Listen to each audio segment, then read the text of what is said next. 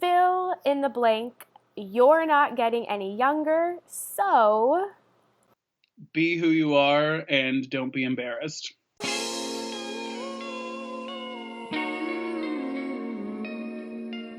you! Yes, you! Welcome to the You're Not Getting Any Younger podcast. A podcast for people who want to disrupt their lives for a good reason, to make it count. I'm your host, Jen Glantz, and every week I'll drop a new episode with stories from real people just like you, who woke up one morning and decided to make big changes, starting with small things. We'll cover topics like entrepreneurship, love, failure, and self-care. Hey, you're not getting any younger, so let's make this an adventure. Ready? Hey, any youngers, welcome back to another episode of the You're Not Getting Any Younger podcast. It's me, your host, Jen Glantz. What is going on? We're in the month of October, and I really think that fall is our season. I've never claimed a season on this podcast before, but I am officially claiming fall as the You're Not Getting Any Younger season. All of you listeners just know these next couple of months before it gets bone-chilling cold, these are our months right now to finish up the year on the best possible note. And I'm not even going to talk about those New Year's resolutions from January that you may or may not have, but let's be real, most of us left those behind on January 1st. Regardless, it doesn't mean that right now in October, you can't look at your life and see what parts of it that you want to maybe slightly twist, slightly change, slightly just work on right now. One of the things that happened to me this week was I started talking about a resolution that I want to do for 2020, but I want to start it right now. And the resolution is about setting boundaries in my life. And this is so important to me because my entire life, my entire every day is ruled by my calendar. What's on it? Who do I have to see? What do I have to do? That my free time is so limited. I'm filling my entire day with stuff that doesn't even matter to me. It's not even stuff that I personally care about. And it got to the point where I've been looking at my calendar thinking, I need to have boundaries. I need to say no to more things. I need to prioritize my goals first. And I need to manage my time a whole lot better. And while it would be great to start this in January 1st, I'm starting this right now in October. I'm already making goals of how many hours I want to work on X project a week, how many things I'm going to say yes to a month, how many coffee dates I'm going to let myself go on with friends a month, things like that, so that I have these boundaries when things start happening now. I'm using October to December as my personal trial period for this resolution. So if there's something in your life that you're just completely fed up on that you want to start fixing, why not try it right now? And if you do already think of your New Year's resolution, you already have your goal, talk to us about it. Come hang out with us in the Secret You're Not Getting Any Younger Facebook group. Post about it there. Also, you know that you can feel free to DM me anytime you want to ask questions, to give feedback, to share these New Year's resolutions. You can find me personally on Instagram at @JenGlantz, JenGlantz. Happy to chat with you there at all times. I mean, I practically live on Instagram. That has to be a boundary that I set eventually. Any youngers, if you are in the city of New York, stay tuned because our next meetup is going to be November 12th. That's a meetup where we're going to talk about our goals, some of our goals. We're going to talk about our resolutions, and we're also going to do a book swap. Bring all of your old books that you want to give away to people and grab some new ones so that before you go away for the awkward holiday season, maybe for some of you it's great, but for most of us it's an awkward, weird season, you have a stack of books with you. So if you're in New York City, come hang out with us. The event is completely free. There's free pizza, free fun, free new friends. November 12th. Details are in the Secret You're Not Getting Any Younger Facebook group, so head there for more. And just so you know, if you're listening to the show, the best way you can support it, the best way is to just go to iTunes and scroll all the way down, give us 5 stars, leave a 2-sentence review. Things like that help the show keep going strong. I don't do any ads on the show. This is completely free for you, and this is the best way to keep it like that, to keep supporting the show, and it's so completely appreciated. All right, this week we have a guest. We have such a cool guest. I can't even wait to tell you what his company name is because it is officially weirder than my company name, Bridesmaid for Hire. I was speaking at a conference in DC a couple of months ago, and right after I spoke, I got off stage and they introduced the next person, and he got on there and lit the room on fire. I mean, he was so passionate, so intelligent, so weird but awesome that I fell madly in love, and I ran up to him after and I was like, "You need to be on my podcast. I beg you, please." And the topic that he spoke about on the podcast today, but also at the event, was networking and the power of networking, and also some real practical tips on how to do it. So in today's show, we talk about him, his business, we talk about how to be more authentic with ourselves, how to figure out our creative side, and then toward the end of the interview, we get real. He gives us some amazing networking advice on how to enter conversations, but also how to leave them. And the final topic that we talk about is dealing with the need to always be perfect. The interview is filled with so many tips, so get ready for it and get your pencil and pens out because I have a feeling you're going to be taking notes on this advice. Let's talk about the guest. Strother Gaines is a business and personal coach for creative entrepreneurs. His company is called, get ready for this, it's called But I'm a Unicorn, Damn It. Yes, that is his official name of his company, and he works with people to help them open up to the fact that they're unique snowflakes and also teach them how to bring out their creative side into the world. He's done TEDx talks, he does coaching, he has a immersive theater practice in DC. I think you're gonna love him. Enjoy. How are you? Good. How's it going? I'm good, thank you. How's everything been? I know you've been all over the place in the past month. Yeah, it's really good. I was in Chennai and Bangalore and India for a bit. I was in Tokyo. I was in San Jose, which is much less fun, but still a place. I'm in Maine right now. Right now I'm on Bailey Island, which is this little tiny summer escape for Mainers during the year. I think during the summer, it's got a ton of people, but in the off season, there's 200 who live here or something like that. So it's nice. It's a big change of pace, but I needed that for sure. Is this travel schedule normal for you? Are you always bouncing around, or is this just a little bit unusual? It's a weird seasonality. Most years I will have a weird random period where it's a ton. This is a lot even for me because I basically just sublet my place for 3 months and put in a renter for a little bit. Generally, it's I'll have a week or two and then I'll come back to DC and then a week or two and then come back. This is a long stretch of continued travel, but I do bop quite a bit. That's awesome, though. I mean, I think it wakes you up so that the rest of the year when you're sitting at that one desk, you're like, all right, I've had quite the year before that. For sure. I use this app called 1 Second Every Day. Have you heard of it before? I haven't, but I'm writing this down. It's basically you take a video of everything you do, something you do every day, and the app, you go in and you select 1 second from each video, and then at the end of the year, or really whenever you want to, you can make a little video and it timestamps or day stamps it. So it's January 1st, 1 second, January 2nd, 1 second, January 3rd, 1 second. And you go through the whole year and you have this 6.5 minute video. And when you travel a ton or you do a lot of stuff, it's nice to kind of be like, oh yeah, that was this year. That's crazy to me, but it's awesome. No, I love that because then it actually gives you perspective of, whoa, I didn't just sit on my butt all year. I actually worked my ass off. What did I do? Oh, a lot. Yeah, for sure. Right? Oh man. Well, okay. I'm so excited to chat today. Let's just dive right in. I want to just go right to the interview, ask you all these questions. Thank you again so much for doing this. My pleasure. Thanks for having me. Cool. So this first question is usually a tough one, but I think you can tackle it. How would you describe who you are and what you do to somebody you just met at a party? Oh man, isn't that the worst question? So I bop between two major things, and sometimes it'll depend on who I'm talking to and what that party is.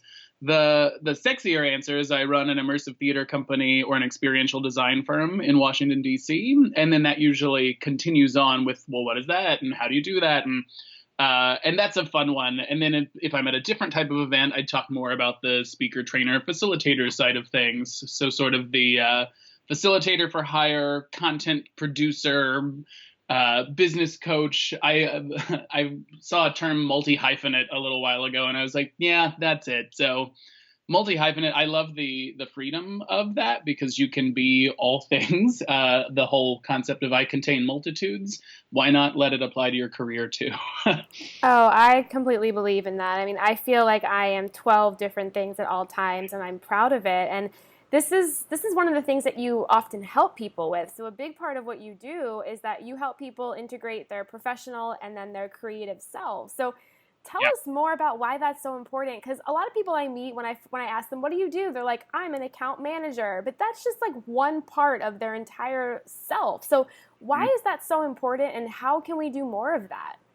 It's, like you said, I love that. Well, what do you do? Well, I'm a lawyer. I do this. We always lead with our job title. And I think there's always just so much more to us. And oftentimes it's tied to some type of creative practice or something that we were told when we were younger or when we were in college or high school that it was silly to pursue that. So we generally have these pieces of ourselves that we either protect or don't talk about because not necessarily that we're embarrassed about it, but we've been told you don't want to lead with.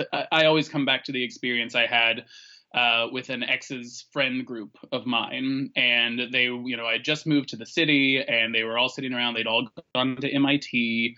They were programmers in most rights. A handful were not, but most of them in that world.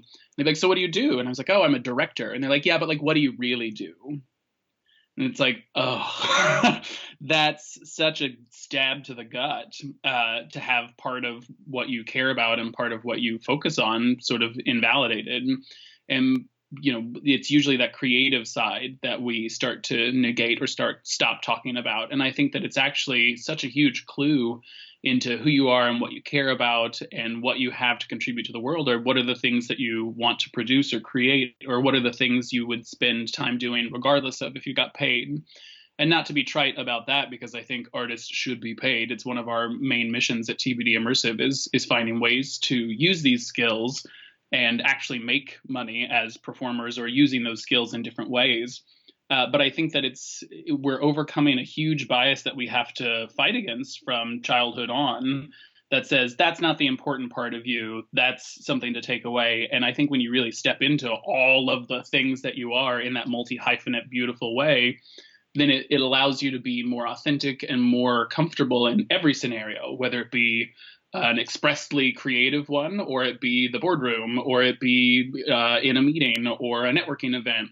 All of those things are easier when you're more cognizant of all the parts of you and you're comfortable sharing those parts of you in different spaces.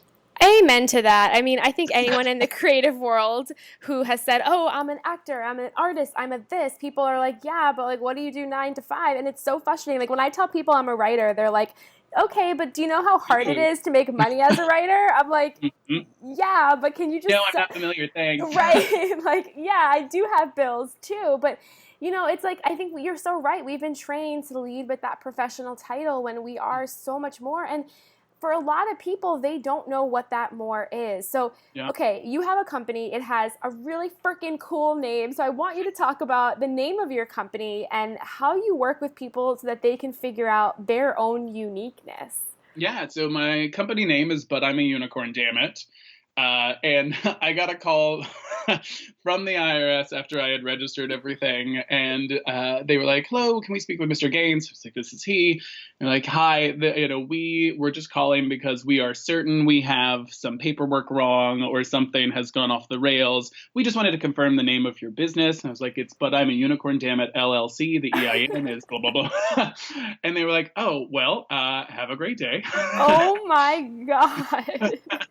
So I that's my favorite company name story. I also always get a smile when I go to the bank to deposit something in there. I have them look it up via my number because, of course, I don't remember anything. I'm like, here's my card, and they're like, what do you do? But the company name kind of developed out of this, and not to tie exclusively to millennial, but there is that sort of, I'm an elder millennial. I'm born in '83. And there's this piece of the millennial culture, and really everyone, I think, where we are all told that we have unique and beautiful, wonderful skills. And I think that that's 100% true, and that skills and uniqueness is not a zero-sum game. And just because you're unique doesn't mean that I can't also be unique in my own unicorny way. But there's this feeling as well of, I've been told this my whole life, and yet things have not turned out the way that I thought they would, or I'm still struggling, or this frustration of I'm still on path, or I have, like you mentioned, I have 12 different gigs on 12 different things. And what is it about the world right now that forces us to have to maintain all these different streams? And so there's a frustration of like, but I'm a unicorn. I'm unique and beautiful and wonderful. Damn it. Like, why hasn't everything gone the way I wanted to?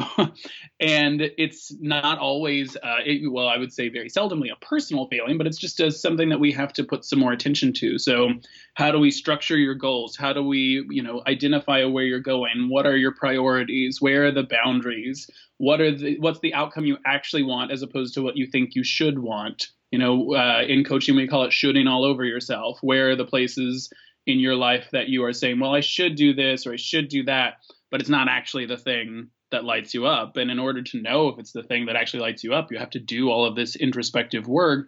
And for me, that's what a facilitator and a coach does, is it gives you the space, it gives you the prioritized time to look at yourself and have somebody there to help you dig through all of it, whether it be with content they've created or through ontological coaching, which is more a question-based type of introspection. And having that time is so important, because I just right before this call got off with a client who hasn't had that time to sort of step back and get introspective in a long time because of kids and work and family and all of the things. And he's going through a career change right now, and it's difficult to apply without knowing what exactly is it that I'm looking to create right now. And that's what I like working with people on, is figuring out what it is they're going to create, where are the areas they've got to shore up their skills, what are the things they can let go of, where do they not need to worry about it, and how do we do it from a place where it's exciting and creative and joyful and makes you really pleased to be there, instead of this horrible slog trying to fit a square peg in a round hole kind of thing. I feel like they should have you be teaching this to people in middle school. It's such a shame that we go so far in our lives without this kind of coaching and guidance. Yeah, and there's a piece, I was a super skeptic of coaching when even throughout, you can ask anyone in my training program, it's a full year-long training program. I was the skeptic in the back who was like, prove it, I don't believe it, what are you doing, until like month 11. And I think a lot of that comes from this, not really like too cool for school, but just this idea of like, well, you should be able to figure it out without support. You should be able to do all these things, because if you were a real man, or if you were a real business person or entrepreneur, like, you don't need those types of things. And it's like, man, it takes a village, y'all, for everything. And having support structures isn't a weakness. It is admitting, like, I recognize that I'm not capable of everything at all times, and I need people in my camp, whether I hire them or befriend them or whatever, to push me forward. Because if I want results I've never gotten before, I'll have to use support structures I've never used before. And sometimes those can feel confusing or like an extravagance, but really, the extravagance of pushing yourself forward and using other people and that community build is necessary when you're looking to create something extraordinary. Yeah, and everyone listening right now, asking for help in any capacity, in any part of your life, is not a sign of weakness at all. It's something that will guide you toward what you're looking for. So reach out to whoever it is you want to get help with, and know that it's not something to be ashamed of. And one of the things, Strother, that you talk about so well is showing up authentically. So can you give us maybe your best one or two tips for how we can all be better at doing that? How to be more authentic. It's, a lot of it is the first step is that introspective point, like unpacking what are the things. My handwriting is garbage, but I did the artist's way a while back. If anyone's familiar with that, the one of the practices is morning pages, where you handwrite for 3 pages of just brain dump in the morning, and being introspective and really peeling back what are the things that are actually me, what are the things that are expectations that have been put on me, oftentimes from well-meaning family or well-meaning friends. What are the things that I actually relate to? And some of that comes through your values and your passions and your strengths. I use StrengthsFinder, but through Gallup, and I was trained on that methodology a couple years back, and it really changed the way that I approach authenticity, because I think we've got a messaging of don't brag, don't be too big for your britches. I grew up in Kentucky, so there's a lot of like, well, you're too big for your britches now because you're doing all these things and you forgot about all the people back here, and there's a huge societal pressure not to make other people feel uncomfortable by talking about the things we're really good at. And StrengthsFinder, I think, does a wonderful job of giving you language around the things that you're naturally talented at, the strengths that you have, and being able to really step into those. So StrengthsFinder is one excellent way to get there, to get that language, to get that vocabulary, and then just being really comfortable with stepping into different scenarios and saying, this is what I contribute. Because we all contribute something, even if it's just a unique perspective, where you grew up, who you grew up around, the people that you keep close, the passions that you hold, all of these things give you a unique perspective in the world, which isn't valuable in every scenario, but lots of scenarios, that unique perspective is something that's worth being able to say, this is where I come from and this is what I bring. And so the comfort level of being able to articulate it first to yourself and then outwardly in a positive manner, a lot of people will self-deprecate in those conversations, but being able to live into your values, live into your strengths, those are the types of things. Once you've put those down, and I encourage people to do it on paper or make a list or have a print and post or something like that, where they have those things to constantly be reminded of them, and then try your best to actualize that out in the world. How can you continue to live into those values and those strengths in every scenario you step into? Speaking of strengths, one of my strengths that I would like to get stronger at, that I know you're great at, is networking. And when I met you, you were speaking at a conference and you gave some of the most brilliant networking tips. And I think networking is something that a lot of people listening struggle with, because they try to show up authentically and they try to bring their best self, and they end up just standing in a corner looking down at their phone. So do you have maybe 2 or 3 key networking tips for people who are listening, so that when they go to that next event, they feel awesome? Yeah. My number one tip, and it's the piece that I always say, like, if you walk away with nothing else from this networking workshop, here's what it is. It's take the pressure off. We put so much pressure on every single conversation, and this person has to like me, and if I don't say the right thing, I'm going to look stupid. And what if this is the person who has the job that I need, or the client that I want, and blah, blah, blah, blah. And it spins us up so that as soon as you get to that person, you're like, hi, and you just can't have a normal conversation. If you can relax and recognize, I am not a terribly religious person, but one of the things that I've taken from that background and a woman in my training program was the concept of, well, I bless and release you into the world. And if you can come at every interaction at a networking event with the idea of, if this works, hooray. And if it doesn't, well, I bless and release you into the world. I wish all the good things for you as a human being, but you and I are not the ones to connect this evening, and I will go find someone else. Each person that you interact with is not the end all be all.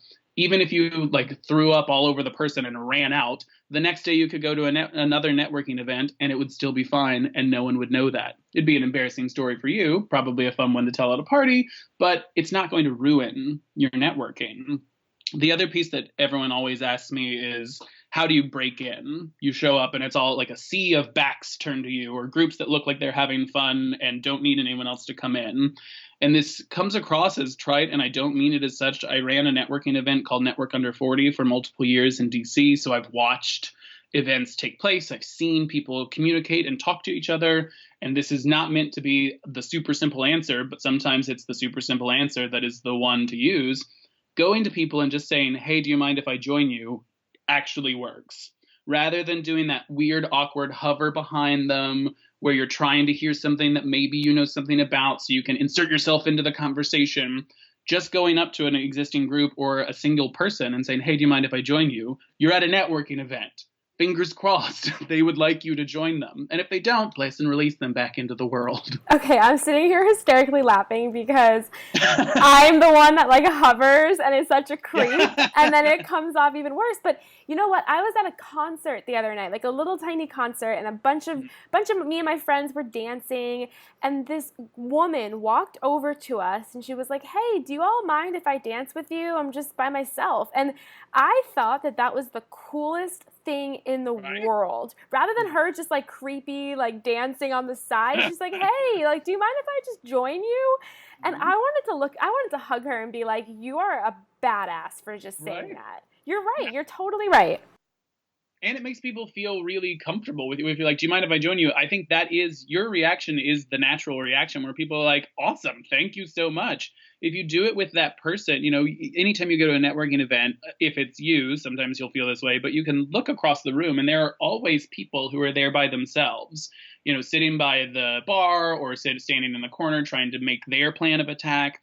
And if you go up and you do that work for them, oh, you're the best person in the world at that point. They're hoping someone in here will be like, hey, mind if I join you? Because then they don't have to do the work. So you've Yeah. just saved them that emotional labor. You've made it easier for them. You're suddenly this like super cool badass that everybody's like, wow, they're so comfortable here. They must be really successful and wonderful. Like you've set yourself up in all of these wonderful ways. And that connection, you never know where it's going to go. And it might be 20 seconds and then you decide that this is not the right place.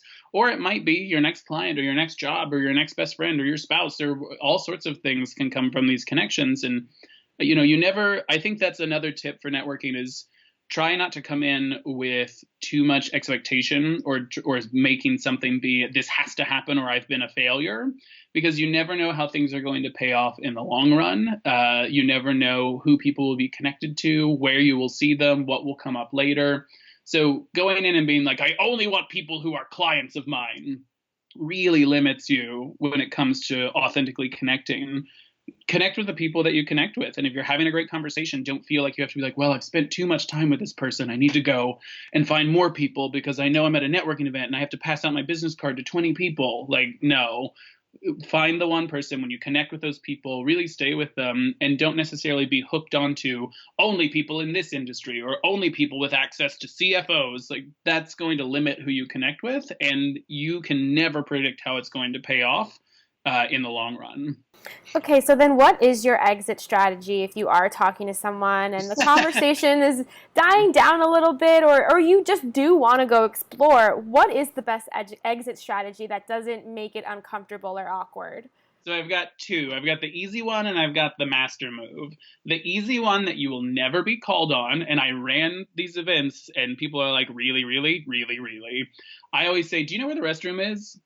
And then they'll be like, either no, and I'll be like, well, I have to go. I'm going to go find it. Or they'll point over there and you'll be like, well, it's been lovely talking to you. I need to sneak away for a second. Here I go. And you run to the restroom. And even if you don't have to go, you go all the way to the restroom. You stand there for 45 seconds and then you come back out and you can recycle the room basically at that point. A lot of people will go and get a drink or get food. And those are doable, but you run the risk, especially if you're trying to end that conversation, that they'll be like, oh, I'll go with you. No one's coming to the bathroom with you. No one's going to be like, you're a liar. So that's the easy one and the sort of like super easy self-eject button. The master move is, and I only do this when the connection has been really solid and you actually do like this person and you would like to follow up with them. I always say, like we came to this networking event to meet other people. You and I are totally connected. I've got your business card. Let's set up a coffee so that we can talk about whatever the thing you're talking about is at another time. I'd love to hear more about this. I'd love to do that, make them feel good in that connection. Is there anyone in here that you're trying to meet? Is there anyone I can introduce you to? Because maybe I've met somebody that would be beneficial to you that wasn't beneficial to me. Or like, have you met so-and-so? Or, here's the friend that I came with. Being able to say, I recognize why we came here. We're all trying to meet lots of people. looks like we've got this relationship on lock, and the next step for us is to continue it outside of this arena. Let's break and go get more good things. How can I help you? Oh, mwah, chef kiss. That is your masterful move if you can pull it off. Oh wow, yeah, no, that's one thing. I'm gonna listen back to this interview and write down what you said, because that is definitely level 2. But hey, it works. You know, if you really did like someone, it's better to just end it there, say it nicely, maybe introduce them to someone else. I love it. I have another question for you. This is from a member of the You're Not Getting Any Younger Facebook group. Marissa says that she feels this endless anxiety about needing to be perfect. How does she break that? Perfectionism hits so many of us, and I am a guilty one. Anyone who is like, I was a gifted and talented student, it's like, oh, and now you're a perfectionist. Great. And it's difficult to break, because I think the normal mindset around perfectionism is, well, I'm capable, so why don't I? And some of it is, what are the things, identifying the places where it's a useful tool as opposed to a default setting. And default setting is where we end up with perfectionism so frequently, where it's just like, well, I do this naturally and I never think about the consequence. I just jump into this pattern. And in some things, there's going to be that pitch that you need to be exactly what you want it to be. Perfectionism, the flavors of perfectionism aren't always the worst thing to have in your back pocket. It's bad when it starts to overtake every decision. And identifying the things, where is a spot in my life where like 80% would be enough? Where is a spot in my life where I should just pass it off to someone else, or I should find ways to not stress as much about that 100% every single time? I went to a therapist once, and one of the things that came up in our sort of visualization was a bee in like red Sharpie, and how terrible that was and how I couldn't possibly be with that. But man, a B is still a good grade, and a B in certain circumstances is totally enough to get you where you are. And I think that as a perfectionist, you need to be really clear with the idea that we can't do everything, but we can prioritize. And so knowing where your priorities are, knowing where your boundaries are, trying to set boundaries or limitations or time limits before you're emotionally hooked by things can help take some of the pressure off. So if you say, look, I'm only going to work on this for 2 hours, and then when that time is done, it's done. And then wherever I'm at, I will just come back to it later. Before you're emotionally hooked, before, I always call them setting alarm clocks before you get into something. If you can set something in place that you put up when you are unemotionally attached to the scenario, that's going to go off regardless of if you are feeling good or feeling bad in that moment, it gives you a little extra space to separate from that default setting. So use it as a tool instead of just a blanket response to everything. I get it though. Yeah, I feel you. And that's a good question, because I think that if you're in the creative world, that's something that usually haunts you. So I appreciate your advice. This was amazing. I want to end this interview with a question that we end all interviews with. Fill in the blank. You're not getting any younger, so be who you are and don't be embarrassed. I love it, Strother. You are amazing. Please tell our listeners where they can find out more about you. Yeah, you can find me at unicorndammit.com, DAMMIT. My Instagram is Stronacorn, and my experiential design immersive theater company is tbdimmersive.com.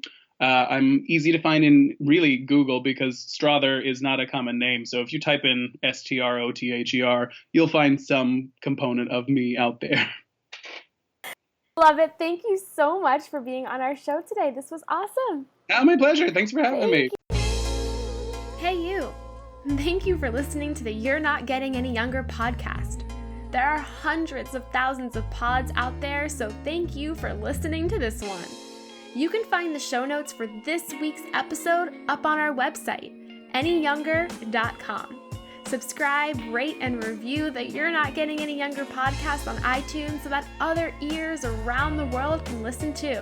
Oh, and join our secret You're Not Getting Any Younger Facebook group, where over 1,000 people are talking about how to disrupt their lives, for good reason, to make it count. Until next week, all my love, Jen Glantz.